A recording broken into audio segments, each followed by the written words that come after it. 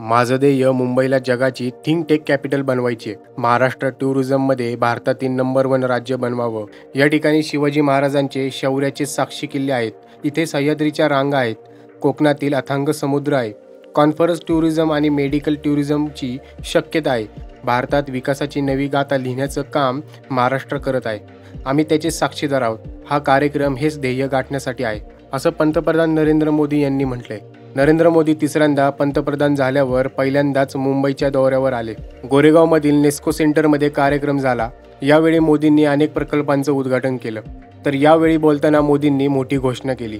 आज मला महाराष्ट्र आणि मुंबईसाठी 30,000 कोटींच्या प्रकल्पाचा शिलान्यास आणि लोकार्पण करण्याची संधी मिळाली, असं पंतप्रधान नरेंद्र मोदी यांनी म्हटलंय. या प्रकल्पामुळे मुंबई आणि आजूबाजूच्या परिसराची कनेक्टिव्हिटी चांगली होणार असून यात रोड आणि रेल्वेशिवाय राज्यातील तरुणांच्या कौशल्य विकासाच्या योजनाही सामील होणार आहेत. यात राज्यात मोठ्या संख्येने रोजगारीची निर्मिती होणार आहे.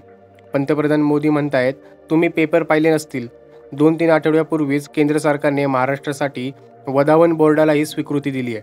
76,000 कोटी रुपये या प्रकल्पाने राज्यात 10 लाखाहून अधिक रोजगार निर्मिती होईल, असं नरेंद्र मोदी यांनी म्हटलंय. गेले 1 महिन्यापासून मुंबई देश विदेशातील गुंतवणूकदारांच्या उत्सवाची साक्षीदार बनली आहे.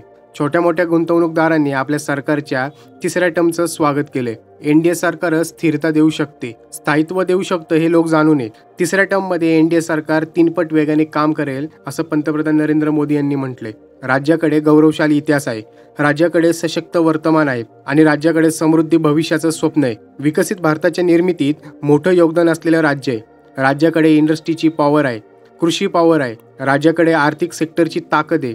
या ताकदीनंच मुंबईला देशाचा फायनान्शियल हब केला आहे. आता महाराष्ट्रातला जगातील सर्वात मोठा आर्थिक पॉवर हाऊस बनवण्याचं माझं लक्ष आहे, असं पंतप्रधान मोदी यांनी घोषणा केली आहे. पुढे ते म्हणाले, कोस्टल रोड व अटल सेतूचं काम आता पूर्ण झालंय व रोज अटल सेतूवरून 20,000 गाड्या जात असल्याने मला समजलंय व हे प्रकल्प करताना विरोधी पक्षाने सुद्धा विरोध केला होता, तरी सुद्धा हे काम पूर्ण करून दाखवले, असं पंतप्रधान नरेंद्र मोदी यांनी म्हटलंय.